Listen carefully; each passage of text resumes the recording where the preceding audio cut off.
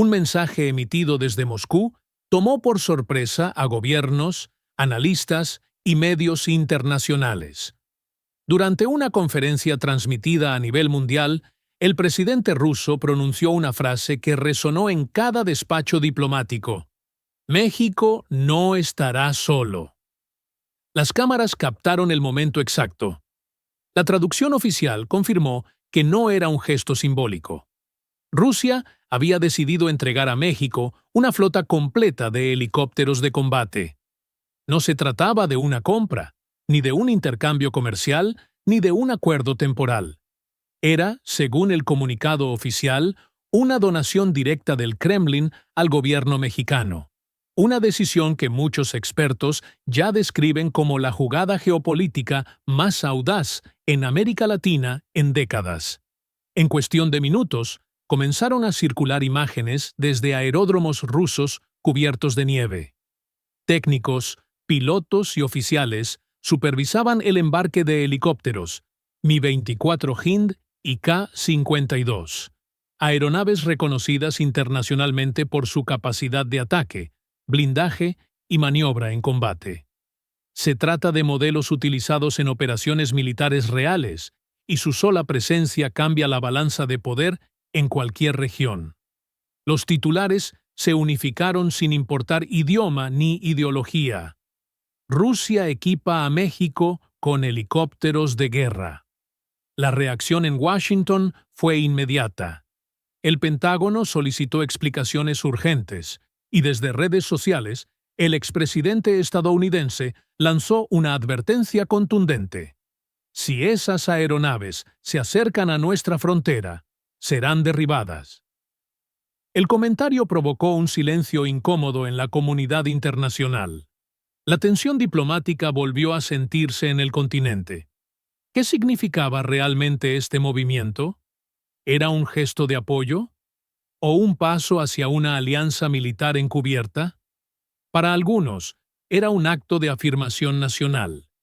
México levantándose y dejando claro que no necesita pedir permiso para decidir su política exterior. Para otros, era una provocación directa que podría revivir la lógica de los bloques y las presiones de la Guerra Fría. Pero este incidente no surgió de la nada. Para comprenderlo, es necesario mirar hacia atrás. Mientras el mundo concentraba su atención en conflictos en Europa y Medio Oriente, Rusia comenzó un acercamiento silencioso hacia América Latina. Delegaciones técnicas visitaron distintos países de la región: Venezuela, Nicaragua, Cuba y finalmente México. Durante décadas, México mantuvo su relación militar y estratégica principalmente con Estados Unidos. Ejercicios conjuntos, inteligencia compartida y cooperación fronteriza habían sido pilares de seguridad continental. Sin embargo, con el cambio de administración en México, la política exterior tomó un giro visible. Un enfoque más independiente, más multipolar y menos dependiente de una sola potencia. Fue durante un encuentro internacional relacionado con la energía donde se habrían dado las primeras conversaciones discretas. México buscaba nuevas tecnologías, alternativas para modernizar su industria y fortalecer su infraestructura estratégica. Rusia vio una oportunidad. A cambio de acuerdos de cooperación científica y tecnológica, Rusia ofreció algo inesperado: apoyo en materia de defensa. Dentro de este paquete se encontraba la donación de helicópteros listos para misiones antinarcóticos, rescate estratégico y operaciones especiales. Sin condiciones, sin deudas políticas explícitas. Un regalo que llevaba detrás un mensaje diplomático muy claro. Washington no fue consultado. Eso rompió con los protocolos tradicionales de cooperación en el hemisferio. Instituciones de seguridad en Estados Unidos expresaron preocupación. Los helicópteros rusos, señalaron, utilizan sistemas electrónicos y de comunicación que no son compatibles con los equipos estadounidenses. Esto podría dificultar o incluso comprometer operaciones conjuntas. Pero del lado mexicano, la interpretación era otra. Por primera vez en décadas, un país latinoamericano recibía armamento avanzado sin estar bajo obligación de alinearse políticamente con nadie. Un acto de soberanía. La respuesta estadounidense llegó en cuestión de horas. El Departamento de Estado exigió detalles. Los medios norteamericanos difundieron titulares alarmistas. Rusia entra en el patio trasero de Estados Unidos. Mientras tanto, imágenes satelitales confirmaban el cruce del Atlántico de varios aviones de transporte Antonov con destino a México. Oficiales mexicanos preparaban bases militares para recibir el equipo. Todo bajo un escrutinio global. La tensión escaló aún más cuando las declaraciones del expresidente estadounidense circularon en todos los medios. Su advertencia generó volatilidad inmediata en los mercados. El peso mexicano cayó. Las bolsas reaccionaron. Las redes se polarizaron. Una mitad celebraba diciendo: México ya no obedece, México decide. La otra temía que el país pudiera convertirse en un escenario más dentro de una reconfiguración global de poderes. En ese clima, la presidenta de México convocó a una reunión extraordinaria con el mando militar, la Fuerza Aérea y el Consejo de Seguridad. La consigna era clara: México no daría marcha atrás. Se reiteró públicamente: México no está escogiendo un bando. México está defendiendo su derecho a ser libre. Pero el mensaje que quedó flotando en el ambiente fue aún más profundo. Por primera vez en mucho tiempo, el mapa geopolítico de América Latina se movió. Y México dejó de ser espectador para convertirse en actor. Lo que suceda a partir de este punto podría redefinir el equilibrio continental, las alianzas estratégicas, la cooperación militar y el papel de América Latina en el nuevo orden mundial que está emergiendo. Este no es solamente un envío de helicópteros. Es el símbolo de un país que decidió volar por sí mismo, aunque el cielo esté lleno de tormentas. El mensaje desde el gobierno mexicano fue tan firme como directo. No habrá devoluciones. Cada helicóptero permanecerá en territorio nacional y será utilizado para proteger a México. Con esa declaración, lo que para muchos era un movimiento arriesgado en el tablero geopolítico global, se transformó en una oportunidad estratégica sin precedentes. La decisión tomó una orientación inesperada. Los helicópteros no serían posicionados en la frontera norte, como algunos en Washington temían, sino en zonas dentro del propio país donde el Estado llevaba años recuperando control territorial frente a grupos criminales. Los modelos Mi-24, reconocidos por su blindaje pesado y capacidad de transportar tropas en combate, fueron enviados hacia regiones como Sinaloa, Michoacán y Tamaulipas, áreas donde durante décadas la presencia del crimen organizado había establecido fortalezas difíciles de penetrar.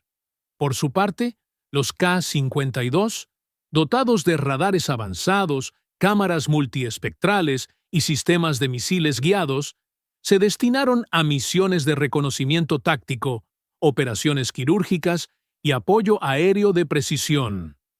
La estrategia del gobierno tenía dos objetivos claros: mostrar resultados inmediatos en seguridad interna, mediante operaciones eficaces y contundentes. Reformular la narrativa internacional, demostrando que la recepción del armamento no representaba una alianza militar automática con ninguna potencia extranjera. Para reforzar ese mensaje, los helicópteros fueron repintados con insignias nacionales y reorganizados bajo un programa de defensa aéreo bautizado como Escudo Aéreo Nacional.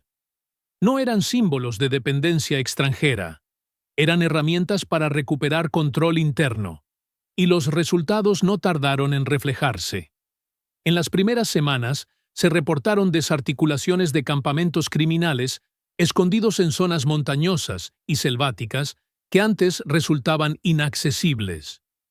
Por primera vez en mucho tiempo, el Estado mexicano poseía superioridad aérea real, algo que cambia por completo el panorama de la seguridad nacional. En el ámbito diplomático, representantes rusos confirmaron lo que muchos analistas ya intuían. El envío de la flota no era únicamente un asunto militar. Era una estrategia de influencia blanda. Rusia no buscaba instalar bases, ni desplegar tropas, ni imponer presencia territorial. Quería ganar aliados a través de cooperación tecnológica y prestigio militar. México, sin rechazar la oferta, decidió convertir esa jugada en una carta de autonomía política. Un movimiento audaz, calculado y sin precedentes recientes en la región. Los helicópteros que llegaron no eran simplemente aeronaves de combate. Eran el resultado de décadas de desarrollo militar ruso, de ingeniería robusta y de experiencia en escenarios de guerra reales. Ahora, esa tecnología forma parte del arsenal de un país latinoamericano que durante años había dependido casi por completo del equipo estadounidense. El Mi-24, conocido en la OTAN como el tanque volador, es una aeronave diseñada para resistir fuego directo durante el combate. Puede volar por encima de los 300 kilómetros por hora, transportar un grupo de soldados completamente equipados, evacuar heridos, realizar maniobras de apoyo y atacar objetivos terrestres con cañones automáticos GSH-30-2, cohetes S-8, misiles antitanque guiados. Su cabina, reforzada con blindaje y vidrio balístico, permite que siga operando incluso si uno de sus motores es dañado. Pero su característica más valorada en el terreno mexicano es su autonomía. Puede cubrir largas distancias sin reabastecerse, ideal para regiones extensas y remotas. Por otro lado, el K-52, conocido como Alligator, representa la nueva generación de helicópteros de ataque. Entre sus capacidades destacan radar panorámico de alta resolución, sensores infrarrojos de última generación, sistema avanzado de puntería láser, capacidad para operar con precisión de noche, en tormentas o entre nubes, asientos eyectables, una característica excepcional en helicópteros de combate, y una maniobrabilidad única gracias a su sistema de hélices coaxiales contrarrotantes, lo que le permite girar sobre su propio eje o mantenerse suspendido con estabilidad milimétrica. Estos helicópteros no llegaron para ser operados únicamente por técnicos extranjeros. Los talleres de la Fuerza Aérea en Santa Lucía fueron transformados en centros de mantenimiento e integración tecnológica. Laboratorios de calibración, simuladores de vuelo y módulos de diagnóstico digital se instalaron para que ingenieros mexicanos puedan asumir, en el futuro, la operación completa sin depender de asistencia externa. Se creó incluso una nueva unidad, Centro Mexicano de Integración Aeroespacial, CIMA, cuyo propósito es asimilar la tecnología y desarrollar capacidad propia. Pero hay un detalle poco mencionado en los medios. Estos helicópteros no solo participarán en operaciones de combate, serán utilizados también para transporte médico aéreo en zonas rurales, rescate en desastres naturales, apoyo a comunidades aisladas, traslado de suministros a regiones donde no existen carreteras. Es decir, el poder militar se traduce también en servicio humanitario. La llegada de los helicópteros rusos no solamente modificó la estrategia militar mexicana, transformó la manera en que el mundo observa a México. Por primera vez en mucho tiempo, la nación no aparece como territorio subordinado o neutral, sino como actor soberano en el nuevo orden global que está emergiendo. Por primera vez en mucho tiempo, el mundo dejó de observar a México como una pieza secundaria dentro del tablero global. Lo que ocurrió a partir de la llegada de esos helicópteros transformó la imagen internacional del país. México pasó de ser visto como un espectador prudente a convertirse en un actor con voz, postura y decisión, capaz de dialogar frente a frente con las potencias sin bajar la mirada. Dentro del país, las reacciones no fueron uniformes. hubo quienes celebraron la decisión como un acto histórico de soberanía, una afirmación de independencia en un momento donde muchos creían que México solo podía alinearse a una sola potencia. En redes sociales comenzaron a circular imágenes, videos y mensajes de orgullo. Helicópteros sobre pistas, banderas ondeando, soldados formados. La frase que más se repetía era simple, pero poderosa: México se defiende solo. Sin embargo, también hubo voces que advirtieron riesgos. Algunos sectores temían que la maniobra pudiera tensar las relaciones económicas con su principal socio comercial. Había preocupación, análisis, debate, pero independientemente de la postura, nadie pudo negar lo evidente. México había cambiado su posición en el mundo, y ese cambio no pasó desapercibido en América Latina.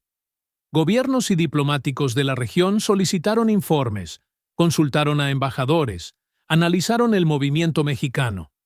Países como Brasil y Argentina estudiaron las implicaciones tácticas. Mientras tanto, otros gobiernos latinoamericanos aplaudieron abiertamente lo que consideraban un acto de valentía política. Para muchos, esto marcaba el inicio de una nueva corriente multipolar en la región. Organismos internacionales tomaron nota. Expertos señalaron que México acababa de derrumbar un paradigma: la idea de que en el hemisferio occidental solo había un solo centro de poder al cual alinearse.